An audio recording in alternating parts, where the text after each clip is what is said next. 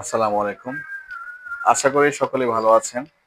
আমরা চলাফেরা এবং বিভিন্ন কাজকর্মের মধ্যে থেকে সমাজে বিচরণ করার মধ্য দিয়ে আমরা নানা রকমের মানুষের সাথে মিসবিহেভ করে থাকি। মানুষের সাথে মনের অজান্তেই আমরা অহংকার করে থাকি। এই অহংকার হচ্ছে একটি ব্যাধি, যেটার কোনো ট্রিটমেন্ট নেই।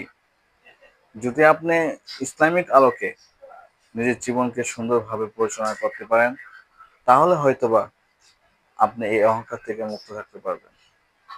একটি অহংকার একটি সমাজ এবং একটি পরিবারের জন্য ব্যাধির মতন, যেটা কখনো আপনার জীবনে সুখ বয়ে আনবে না, বরং আপনার জন্য এটা ক্ষতি সাধন হয়ে থাকবে। তাই অহংকার থেকে সবসময় মুক্ত থাকতে হবে। আল্লাহর কাছে সবসময় বলতে হবে যেন অহংকার কখনো মনের মধ্যে না বসবাস করে। এই অহংকার মানুষকে ধ্বংসের দিকে নিয়ে যায়।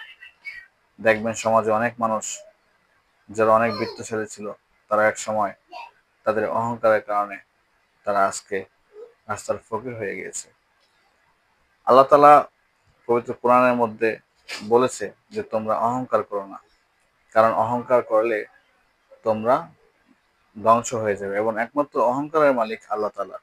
তাই আসুন আমরা অহংকার থেকে মুক্ত থাকি এবং জীবনটাকে আরো সুন্দর করি এবং সুন্দরভাবে বাঁচার তৌফিক দান করুক সে প্রত্যাশা রেখে আজকের মতন এ পর্যন্তই। সকলে ভালো থাকবেন, সুস্থ থাকবেন। আল্লাহ হাফেজ। আসসালামু আলাইকুম।